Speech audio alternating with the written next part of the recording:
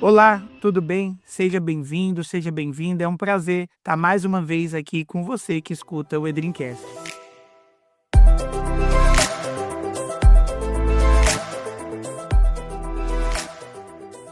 Estou aqui com a minha parceira de sempre, a professora Renata Álvares Gaspar, e nessa ocasião a gente também recebe o professor Augusto Jäger Júnior para discutir aí um tema de ponta que é inclusive objeto de um dos livros do professor. Hoje a gente vai nos reunir para discutir a europeização do direito internacional privado, né? Um fenômeno aí que demanda um entendimento. Como perceber, como compreender as influências que o direito da União Europeia tem produzido, não só no direito brasileiro, mas em todo o cenário internacional. Esse tema, ele lida não só com uma simples interpretação de normas que dali decorrem, mas também questões que envolvem soberania, harmonização regional e impactos globais. E para isso, a gente não poderia ter um convidado mais especial que o professor Augusto Jäger Júnior, que é pós-doutor, é doutor mestre em Direito Internacional pela Universidade Federal de Santa Catarina e professor na graduação e pós-graduação da Faculdade de Direito da Universidade Federal do Rio Grande do Sul e autor de uma obra fundamental que desde já recomendo e vai estar na descrição do nosso episódio para quem nos escuta, que é o livro Europeização do Direito Internacional Privado, Caráter Universal da Lei Aplicável e Outros Contrastes com o Ordenamento Jurídico Brasileiro. O livro traz uma análise profunda e vai ser aí objeto da nossa discussão do dia de hoje, onde nós vamos passar por temas como o que significa falar de europeização do direito internacional privado, quais são esses instrumentos normativos que a União Europeia produz e quais são os efeitos que esses instrumentos geram. Estamos diante de uma tensão, estamos diante de um novo momento de harmonização multinível. Olá, boa tarde. Muito obrigada, Augusto, por ter aberto um momento da sua agenda, que a gente sabe que é uma agenda concorrida, para conversar com a gente, conversar com as pessoas que nos escutam. O Augusto, além de ser um colega querido, que compartilha os foros internacionais, os congressos, os textos, ainda por cima tem em comum comigo aí a caminhada da criação de uma criança pequena, junto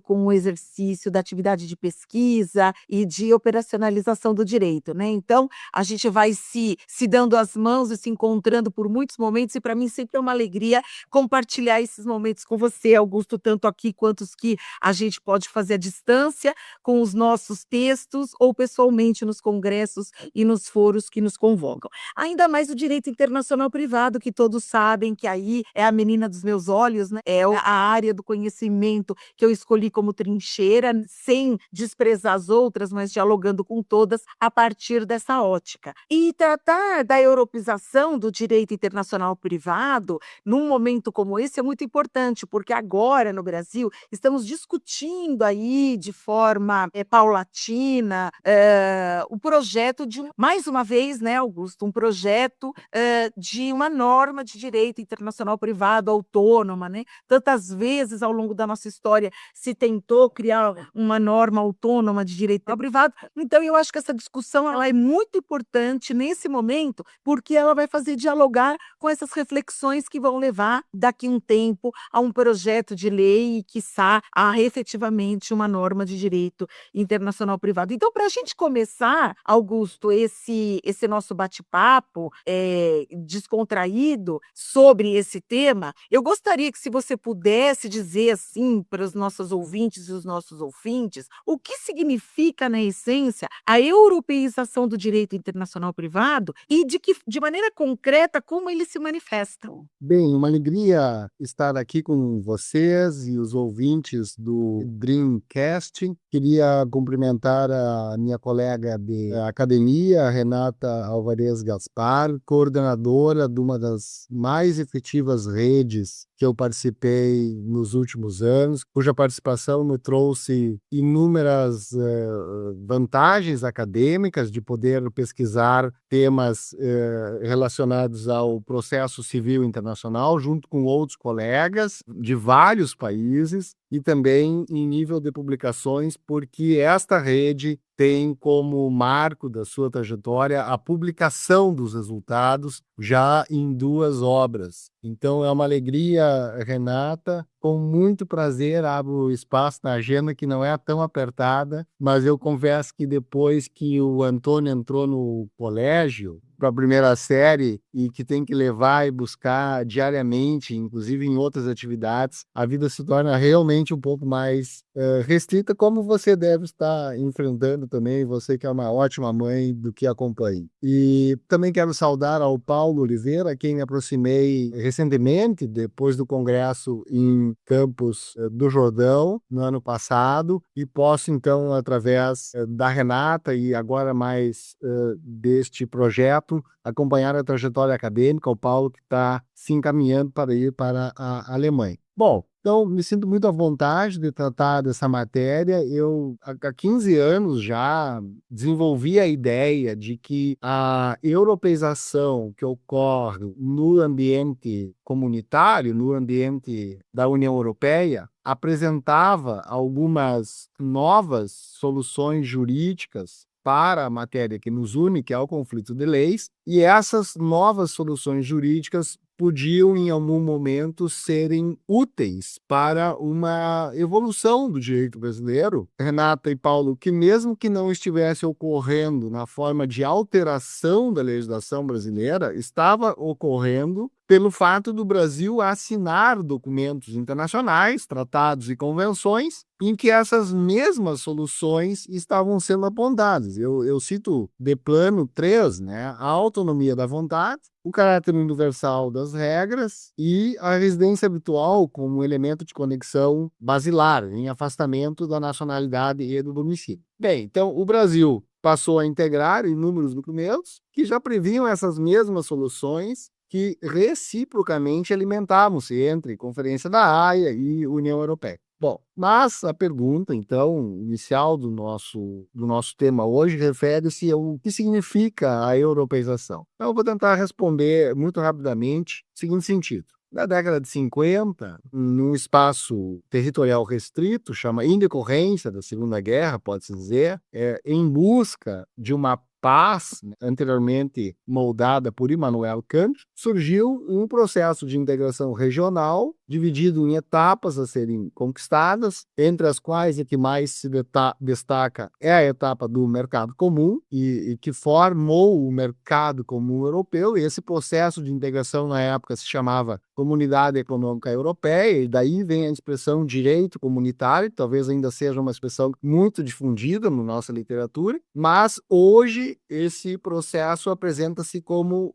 União Europeia, formada em 92, com caráter supranacional e que substituiu as, então, comunidades europeias. E o direito que esta União Europeia produz, com o qual ela se estrutura, nós poderíamos chamar de direito da União Europeia, ou simplesmente direito da União, como se encontra, por exemplo, no site em português da União Europeia, por conta da participação de Portugal. Bom, esta entidade, essa organização internacional chamada União Europeia, foi ao longo dos anos assumindo competência legislativa e regulatória, e houve a entrega da soberania dos estados para esta entidade, para ela regular algumas questões da vida comunitária, aplicáveis ao mercado comum. E num ano específico, em 1997, chegou-se à ideia de que as barreiras do internacional privado, ou melhor, as diferenças que o internacional privado gerava entre os estados, estavam causando um custo muito alto, econômico, para os cidadãos europeus. O exemplo, talvez, que mais se sobressai hoje é o exemplo da sucessão internacional. Sem falar nos contratos, né? Mas, enfim, o exemplo da sucessão. A pessoa tinha que abrir tantos inventários, né? O cidadão comunitário que morava num país, trabalhava no outro, tinha família morando no outro e tirava férias num outro, tinha a possibilidade, por exemplo, de ter 4 imóveis ou 4 propriedades em 4 países diferentes. Então, se ele morresse, ele teria o risco de ter que procurar 4 jurisdições diferentes e cada uma delas aplicar uma lei aplicável. Ele teria 4 inventários com soluções diferentes, 4 advogados diferentes, quer dizer, tudo multiplicado por 4. Então, com essa ideia de que o direito internacional privado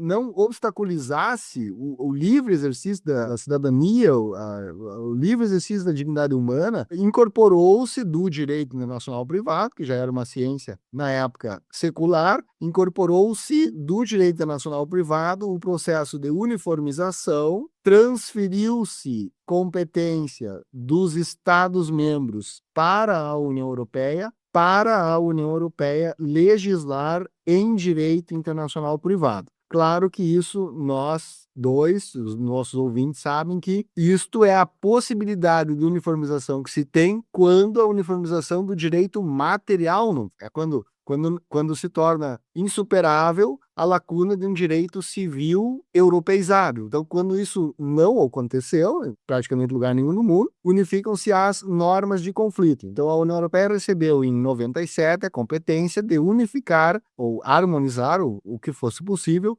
as normas de conflito. Então, a União Europeia passou a legislar, ademais de tudo o que legislar, também na área de direito internacional privado, isto é, também na área de normas de conflito. E, a partir, então, do ano de 2001, várias iniciativas convencionais que já existiam no espaço europeu, como, por exemplo, a Convenção de Bruxelas sobre jurisdição e a Convenção de Roma sobre lei aplicável, várias dessas iniciativas foram reformadas pela União Europeia sob a forma de atos jurídicos próprios da União Europeia, dentre os quais o que mais se destaca é o regulamento. Então, por exemplo, a Convenção de Roma sobre lei aplicável às obrigações se tornou o Regulamento Roma I sobre as obrigações contratuais e o Regulamento Roma II sobre as obrigações extracontratuais. Ambos matéria de produção legislativa da União Europeia, isto é, submetidos ao princípio da supranacionalidade e que tem como o Tribunal de Justiça, o famoso Tribunal de Justiça da União Europeia. Então, depois seguiram-se outros vários regulamentos, até acho que é um objeto de uma pergunta mais adiante, certamente poderíamos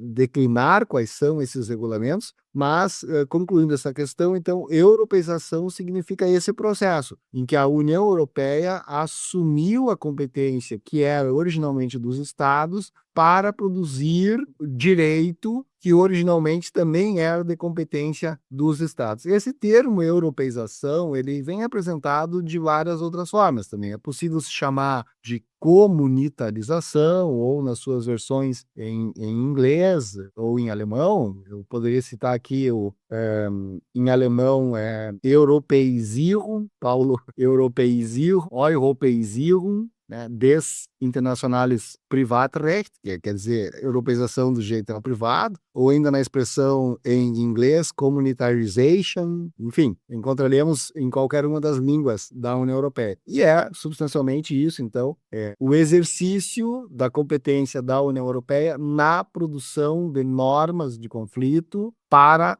toda a União Europeia. Por isso se chama europeização. Perfeito, professor. Muito obrigado aí por essa contextualização do tema, essa exemplificação desse processo, né, que a gente consegue perceber que é um processo evolutivo, né, os instrumentos de uniformização, eles passam por essa característica aí da evolução, mas eu queria trazer, professor, pensando aí nesse contexto, em que o senhor já explicou alguns desses principais instrumentos normativos, né, já indicou quais são esses instrumentos, mas como que esses instrumentos impactam a tradicional autonomia dos Estados-membros no campo do direito internacional privado? Quais são os efeitos que a gente pode pensar, e não só pensar, mas verificar, até porque a gente está falando de regulamentos que já têm um tempo, né? Não são normativas que a gente possa dizer, de certo modo, que não tenham sido experimentadas pela jurisprudência, mas como isso impacta o cotidiano desses Estados-membros na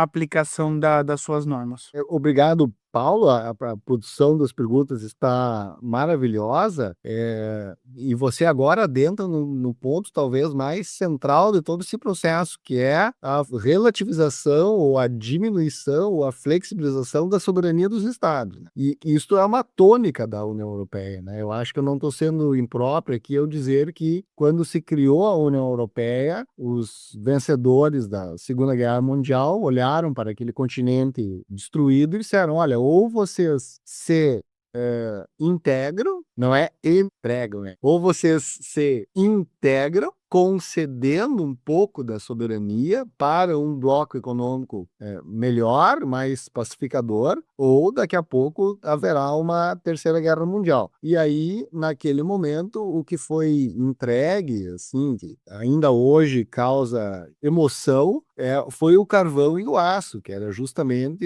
os motores das economias dos estados envolvidos na guerra. Então, se naquele momento entregaram o carvão e o aço, eu acho que hoje entregar a competência legislativa do direito internacional privado é uma pequena parcela, né, do que um Estado pode entregar para a melhoria do mercado comum, né, que é um lado do dinheiro, e para o exercício da cidadania, que é o lado pessoal. Então, eu acho que o que aconteceu foi isso. A União Europeia veio tendo sucesso durante muito tempo nessas questões, as trocas legislativas que o direito internacional permitiu reduzir os custos e azeitaram as relações, seja o casamento internacional, seja o contrato internacional, e depois veio ainda o euro, que facilitou a visualização desses custos todos. Então, eu começo respondendo essa tua pergunta por avançar um pouco mais em quais são os instrumentos, que eu acho que eu só falei talvez de 2 ou 3 mais tradicionais, mas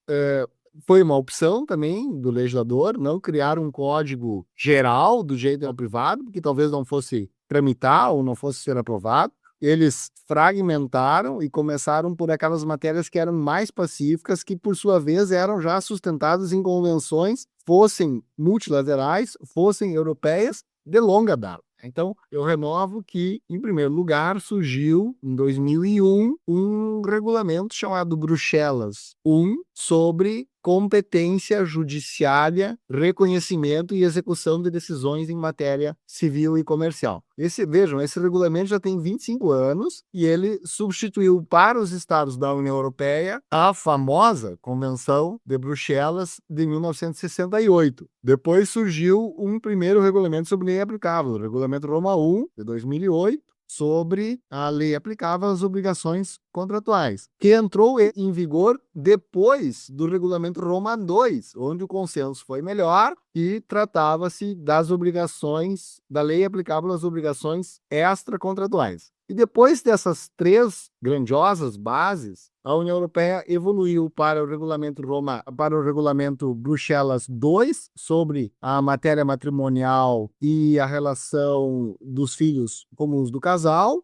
Hoje já temos o Bruxelas II bis, que é um avanço em relação ao Bruxelas II. Já temos também o regulamento Roma III, a respeito da lei aplicável ao divórcio e à separação judicial. Já temos também o regulamento Bruxelas III, sobre a competência em matéria de alimentos internacionais. Depois disso, cabe referir que a União Europeia, numa inovação jurídica, vamos dizer assim, passou a integrar a Conferência da Haia enquanto bloco europeu, não apenas os países que formam o bloco europeu integram todos a Conferência da Haia, mas a organização União Europeia integrou a conferência, passou a integrar a Conferência da Haia, e aí passou a ratificar protocolos da Haia, como nós fazemos aqui no Brasil, em especial, por exemplo, o protocolo da AL 2007 sobre as obrigações alimentares, de forma que nós, no Brasil, somos parceiros, signatários de documentos da Conferência da Haia em que está a União Europeia e os seus 27 estados, por exemplo. E depois ainda avançou para o regulamento de sucessões, que é o regulamento 650 de 2012, e a partir daí discutiu-se praticamente todas as áreas do direito internacional privado, Paulo, inclusive o reconhecimento de efeitos patrimoniais de parcerias registradas e a matéria do regime matrimonial para as uniões estáveis, eu diria assim, para as uniões estáveis homo ou heteroafetivas. Enfim, o processo foi, concluindo então, exatamente esse. Os estados entregaram para uma entidade a soberania que detinham a respeito do tratamento de leis de conflito, regras de conflito. E hoje quem faz isso na maioria dos temas, existe uma ou outra exceção, hoje quem faz isso na maioria dos temas é a União Europeia com o seu processo legislativo. parte desse direito está consagrado nos tratados fundacionais, reformados, os últimos por Lisboa, no Tratado de Lisboa, que são o Tratado sobre o Funcionamento da União Europeia, onde estão as regras de concorrência, por exemplo, internacional, onde há também normas de conflito, e o outro é o Tratado da União Europeia, antigamente conhecido como Tratado de Maastricht. Após esse direito primário, nós temos o direito secundário, e dentro do direito secundário sobressaem-se regulamentos próprios do direito internacional privado, e em alguma medida o direito internacional privado também está encontrado em diretivas, que é um outro tipo de manifestação, um outro tipo de ato legislativo oriundo da União Europeia. E tudo isso, eu faço mais uma vez menção a esse ponto, tudo isso está, seja no regulamento, seja na diretiva, tudo isso está, seja no tratado fundacional, seja no direito primário da União Europeia, tudo isso está sob a égide da supranacionalidade, que até se houver necessidade podemos explicar, mas eu acho que esse já é um conceito mais difundido entre os ouvintes do Dreamcast.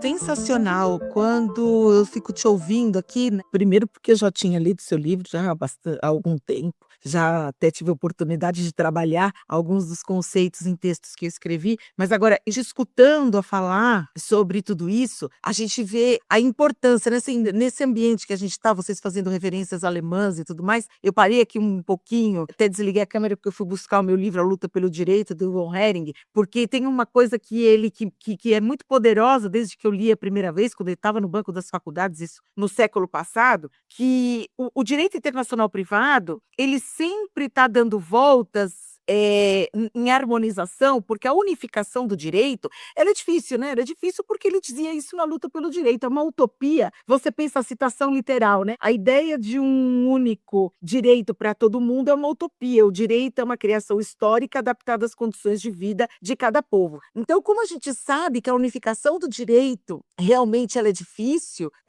buscar harmonização, e nesse sentido o direito internacional privado é a ferramenta mais adequada para isso, né? Buscar essa harmonização através das normas de conflito faz com que se criem mesmo espaços ampliados de segurança e justiça, que é a ideia da União Europeia, né? Quando se pensa o Tratado de Maastricht para saltar da comunidade para a União, um dos primeiros desafios é esse: como criar um espaço de justiça e segurança tão ampliado, e o direito internacional privado ele não poderia estar de fora de jeito nenhum. Mas em qualquer caso, ainda que a gente fale, a gente saiba que a União Europeia é um ente supranacional, e por isso os estados tiveram que conceder parcelas da soberania, dando competência, etc., ainda assim a gente vislumbra sempre essa tensão de soberania e integração regional. Então, sempre é uma disputa. A gente falando assim um pouco de longe, dando notícia histórica de como isso acontece na União Europeia, nem sempre fica evidente essa tensão. Parece que esse processo é muito fácil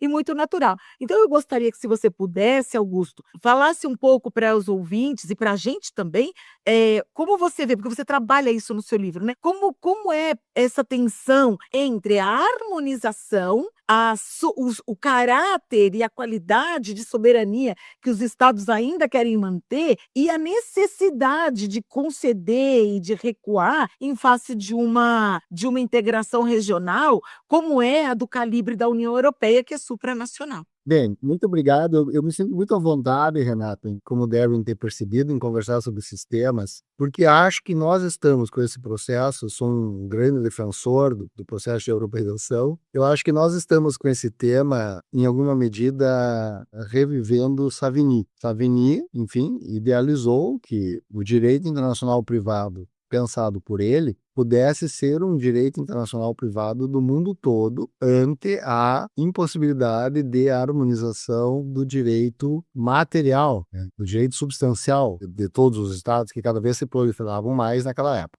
Então ele teve essa sacada, né, de harmonizar aquilo que era harmonizável, que eram as normas de conflito. que é o que a União Europeia hoje tem feito. A União Europeia, ela harmoniza o que é harmonizável, que são as normas de conflitos. E eu acho que essa relação está muito bem equilibrada de soberania e entrega, porque também a União Europeia, eu não posso deixar de mencionar, sofreu reveses. Quando a população, vamos pensar assim, decidiu que não caberia mais avançar, a população foi lá, destituiu governos, derrubou governos, não reelegeu governos e votou contra, inclusive, iniciativas mais aprofundadas da União Europeia. Vou apenas me limitar a uma delas, que foi o projeto de uma Constituição para a Europa, em 2003, que recebeu votação negativa da França e depois da Holanda, e se encaminhava-se para receber da Inglaterra, em Luxemburgo mais adiante, e aí o processo estagnou e a Constituição, eu até tenho uma versão física em casa, Renato, mas a Constituição não saiu. Eu levo sempre nas minhas aulas aqui na URGS a versão física para eles verem aonde a União Europeia tentava chegar, muito para além do direito internacional. Agora, houve questões em que a consciência da entrega, de que deveriam ser entregues, embora com debates e tal, políticos, foi confirmada, como é o caso do que já se tem do direito internacional privado. E aí, quem saiu, até me permito dizer, foi a Inglaterra. A Inglaterra talvez não tenha conseguido suportar essa harmonização ou uniformização toda e terminou saindo e voltando, e hoje discutem e criou até um buraco, porque eles não têm lei, eles não tinham lei para colocar no vazio da lei da União Europeia que recusaram. Então, ou criaram ou retornaram à lei anterior da União Europeia, e essa hoje é uma discussão da Inglaterra. Enfim, eu acho que essas áreas que foram consolidadas e entregues, tanto no plano econômico, como no mercado comum, como no direito do consumidor, como no direito ambiental, como no direito internacional privado, essas áreas tiveram tensões de soberania, mas hoje estão superadas. E quando uma nova área está para ser entregue, como foi no caso da ideia de uma Constituição, né? Eu até aproveito essa oportunidade para derrubar um dogma, né?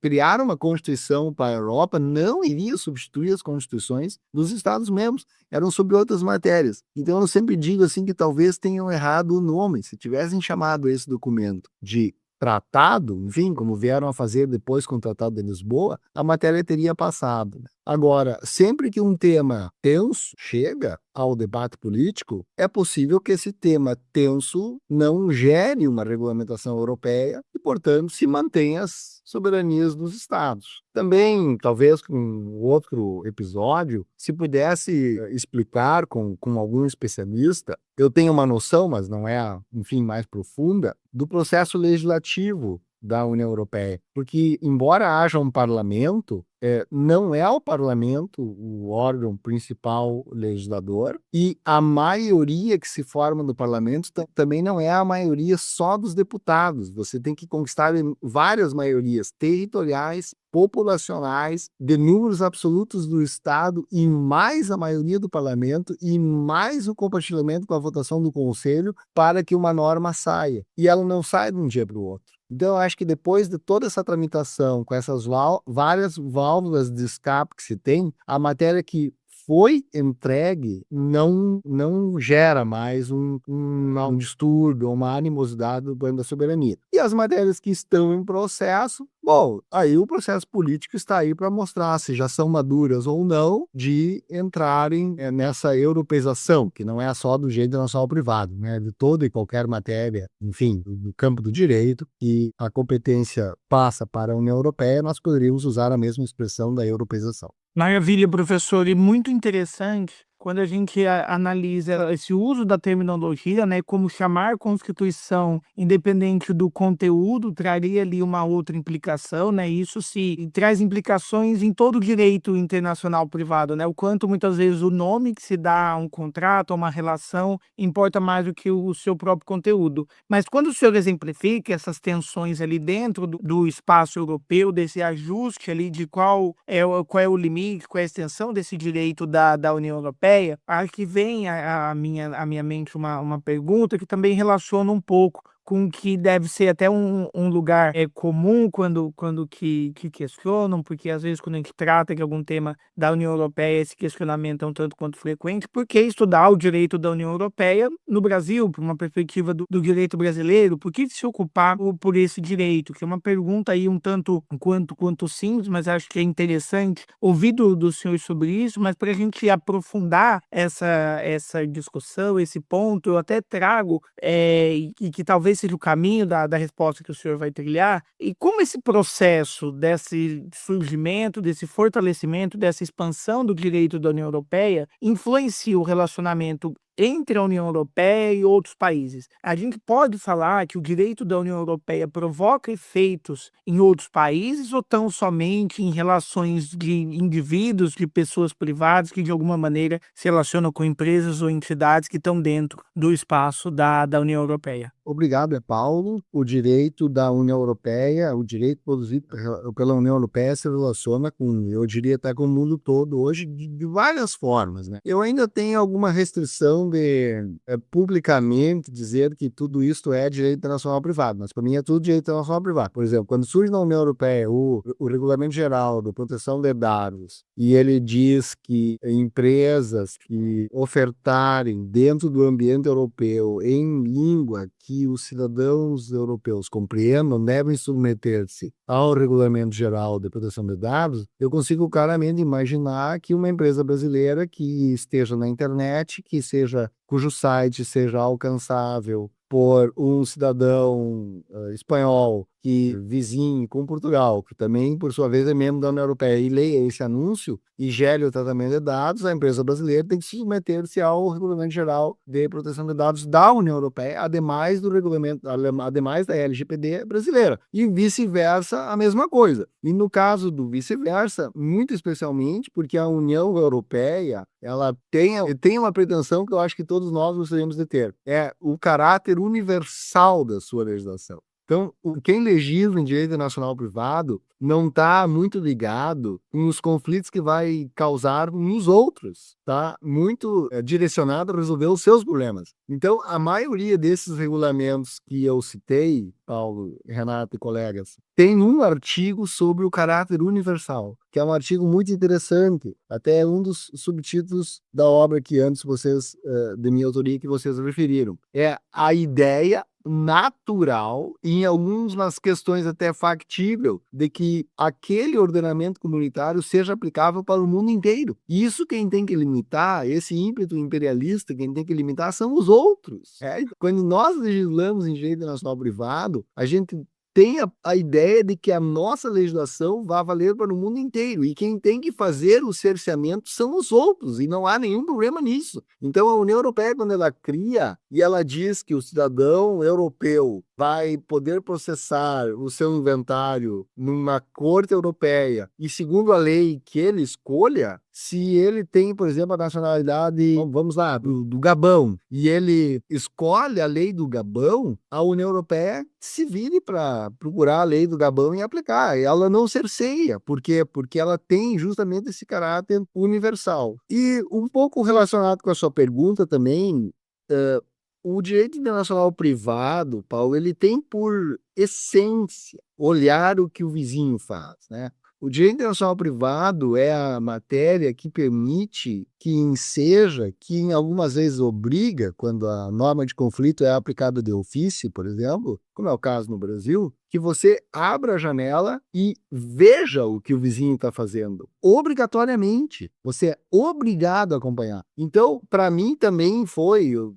falo aqui numa característica pessoal, para mim também foi, Paulo, um exercício muito interessante, vem sendo, meu grupo de pesquisa segue investigando nessas matérias, ver o que a União Europeia fez de evolução no direito internacional privado e tentar, com todas as minhas forças, oferecer para o debate aqui no Brasil, ou mesmo para compor as novas propostas de direito internacional privado. Então, eu volto a repetir duas grandes questões. A primeira, a autonomia da vontade. Agora é a oportunidade, então, nessa comissão que está revisando, saúdo aqui a professora Carmen Tiburcio, o professor Gustavo Mono, a professora Cláudia Lima Marques, colegas da matéria que estão propondo essas alterações, nada mais natural que surja a proposta de reingresso da autonomia da vontade no âmbito tanto da competência judicial como no campo da lei aplicável no direito brasileiro. E o mesmo em função da nossa participação constante na Conferência da Haia, com a qual agora temos parceiros como a União Europeia, que nós discutamos as alterações dos nossos elementos de conexão para o elemento de conexão da residência virtual, por exemplo, que é o elemento de excelência da União Europeia. Então, eu me sinto quase que na obrigação, como professor dessa matéria, de olhar o que os outros espaços territoriais estão fazendo e, em alguma medida, tentar aproveitar a questão boa e criticar a questão ruim. Tive a oportunidade numa audiência pública sobre essa proposta, que a professora Renata mencionou, que ocorreu aqui em Porto Alegre no dia 17 de março passado, agora em 2025, de acompanhar o nosso colega, professor Fernando Pedro Meineiro, numa proposta a respeito da regra de conflito sobre sucessão, que é uma proposta que ele investigou comigo no seu doutorado aqui na URGS, viu depois o que a União Europeia estava fazendo e propusemos para essa alteração legislativa do Brasil. Então, eu acho que a pesquisa ela tem esse resultado, né? Olhar aquilo em que estamos e olhar aquilo em que nos aproximamos e propor inovações, novas técnicas, novas metodologias também para o direito brasileiro. Eu me recordo que essa questão da residência habitual, embora não esteja como elemento de conexão presente na Lei de Introdução às Normas do Direito Brasileiro, desde 2017 está presente no artigo 51 do Estatuto da Criança e do Adolescente e compõe o próprio conceito de adoção internacional no Brasil, né? Que é que adotando e adotante estejam residindo habitualmente em 2 estados partes da Convenção da Haia sobre Adoção Internacional de 1993, e isso independentemente de terem ou não terem a mesma nacionalidade. O elemento de conexão, nesse caso em específico, saiu do domicílio e da nacionalidade e foi para a residência habitual, que é uma inovação da Conferência da Haia, mas que está sendo amplamente desenvolvida pela União Europeia. E nós, para fechar o círculo dessa autoalimentação, dessa retroalimentação jurídica, quando nós aqui tivermos que discutir em jurisprudência a partir de quando ou em que condições uma pessoa tem ou não tem residência habitual aqui ou lá, já que é um conceito que nós não conhecemos do nosso direito civil interno, nós vamos buscar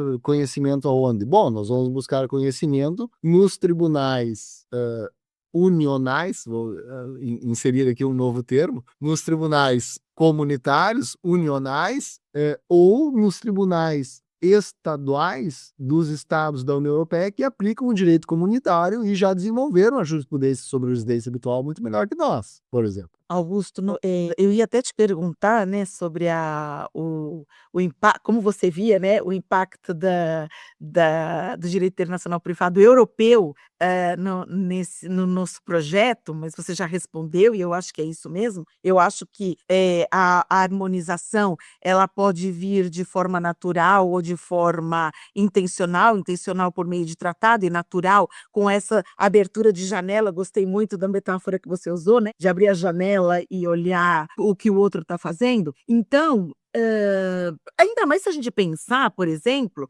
que apesar dos 20 anos que se leva, sempre tem essa ideia de se criar um espaço econômico que ligue Mercosul e União Europeia, e sempre quando a gente fala de qualquer tipo de integração, não estou falando da supranacional da União Europeia, sempre criar um espaço de segurança e direito é importante, e a harmonização é uma ferramenta importante, né? Então aí a gente já pensa que esse olhar, ele passa a ser uma obrigação, mais do que um deleite pessoal processual ou de uma vocação cosmopolita, é mais um imperativo de justiça mesmo, ter que abrir a janela e ver o que os outros estão fazendo para a gente poder fazer as coisas de forma dialógica no mundo globalizado. E a esse propósito, eu te perguntaria assim, olha, na sua visão, essa europeização do direito internacional privado, ela pode representar, porque a gente sabe que a Europa ela tem essa vocação de criar moda em todos os sentidos, né? Inclusive jurídico, porque a Europa, eu costumo dizer que é muita Europa, né? Ela tem muita vocação de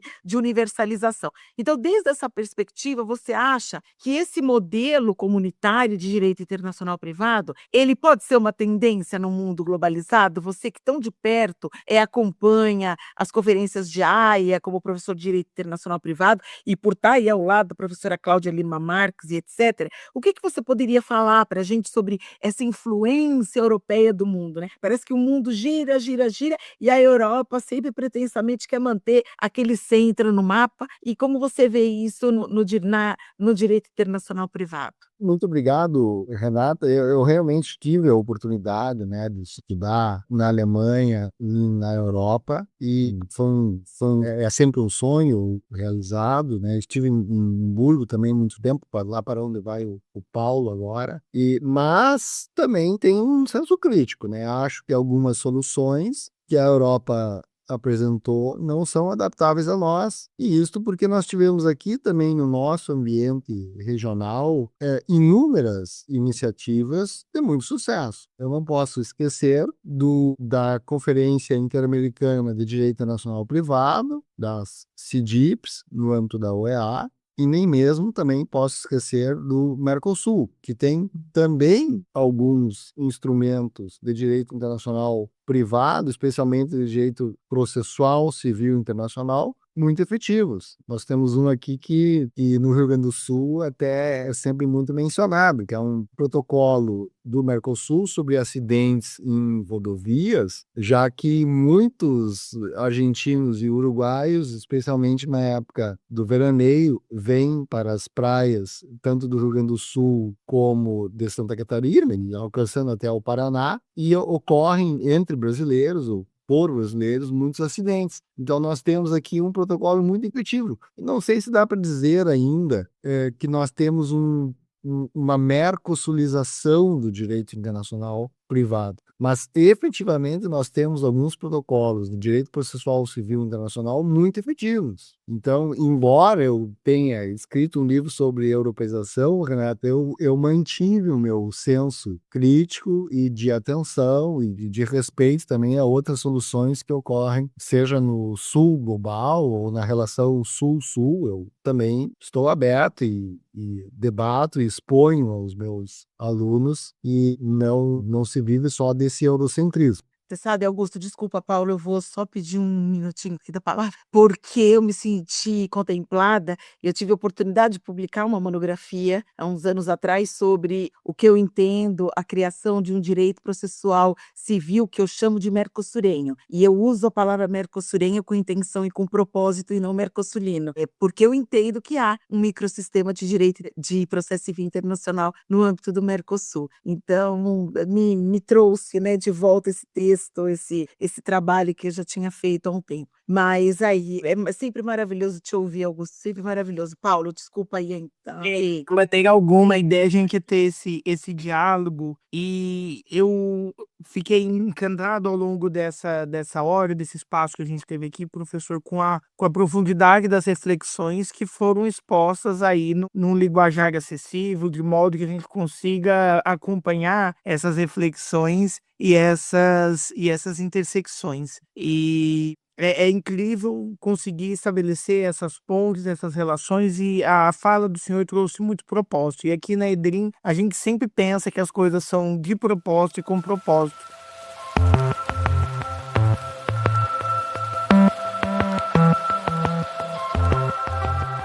E a gente deixa uma pergunta final para os nossos convidados do Edrincast, que eu gostaria de ouvir do senhor, é uma reflexão sobre como utilizar, como adotar o direito internacional aí com propósito, e qual pode aí ser, como o direito da União Europeia pode ser uma importante inspiração para um propósito de um direito internacional também que melhor comunique, como a professora Renata trouxe aí a trajetória, que ela tem também um direito que una a América. Como a gente pode pensar nesse propósito também? É uma pergunta mais reflexiva, mas queria ouvir um pouco do senhor que trouxe com maestria aí o tema que a gente discutiu no dia de hoje. Obrigado. Eu acho que nós podemos, inclusive, né, nos aproveitar passivamente. Isto é, se a gente não fizer nada, a gente ainda consegue usar o direito internacional privado europeu. Por quê? Porque o direito internacional privado estabeleceu regras de conflito europeu, estabeleceu regras de conflitos que podem alcançar o nosso direito material brasileiro. Então, vamos imaginar lá que o direito internacional privado está tratando de um divórcio internacional, tenha, como, por exemplo, o Regulamento Roma 3, artigo 5º, a linha C, diz que as partes podem escolher a lei aplicável para o divórcio, aquela que foi aplicada para o matrimônio. Então, imagine se o matrimônio foi entre dois brasileiros no Brasil, é possível que o Brasil empreste passivamente o seu direito, inclusive sem nunca ser comunicado, porque o juiz comunitário vai aplicar o direito brasileiro, o Brasil não vai nem ficar sabendo, mas é uma forma de interação que nós temos. Então, essa busca não é só ativa, né? Nós podemos ver também, oportunamente, como é que o nosso direito material brasileiro foi interpretado por um juiz europeu quando o aplicou por força de uma norma de conflito europeia que não nos alcança porque não estamos na União Europeia. E não poderíamos assinar esse regulamento. Bom, mas esse é um exercício que não se aplica apenas à União Europeia, que pode se aplicar também a qualquer convenção da Haia, ou até mesmo a qualquer instrumento do Mercosul, como tratado nessa obra da professora, mencionada pela professora Renata Gaspar, Cooperação Jurídica no Mercosul, Nascimento de um Direito Mercosurense. Enfim, eu acho que nós aqui na URGS, se me permite falar, o meu grupo de pesquisa, nós estamos abertos a essas inovações, né? Eu até tenho outros projetos de pesquisa sobre essa territorialidade do direito, que eu uso muito no campo do direito da concorrência, que é uma outra especialidade que eu tenho, e também a questão da língua, homenagem ao professor Eric, que faleceu ano passado. Eu ainda estudo com muita propriedade, muita atenção, muito desejo, a língua, o impacto da língua nos contratos, o impacto da língua na relação e até mesmo a elevação da língua como um elemento de conexão para o futuro. Então, até o exemplo que dei hoje sobre a LGPD e o RGPD europeu envolvia um simples anúncio numa língua que seja falada ou compreendida na União Europeia, como é, por exemplo, o português, que é uma língua oficial. Isto é, eu acho que o profissional do direito internacional privado, o direito internacional em geral, como somos nós três aqui, precisa estar sempre aberto para ver o que acontece no lado de fora, concordamos ou não com o que aconteça lá. E devemos ter uma abertura maior quando quisermos aproveitar as iniciativas boas que outros espaços no mundo façam, sejam regionais, nossos, integrados por nós, sejam regionais ou multilaterais, integrados por outros. Professor, muito obrigado. Foi incrível essa jornada. Acho que não só eu já tive a oportunidade de utilizar o livro do senhor em algumas oportunidades, mas não só eu, como todo mundo que nos escuta sai cada vez mais curioso para conhecer a obra, conhecer a profundidade dessa análise. Eu deixo aqui o meu muito obrigado e antes de passar a palavra para a professora Renata, não posso deixar de lembrar você que está nos ouvindo de se inscrever, seja aqui no Spotify, seja aqui no YouTube, para que você sempre receba os novos episódios do Edrincast, sempre às sextas-feiras, a cada 15 dias nas plataformas. O acesso é sempre gratuito. Muito obrigada, eu só tenho que agradecer,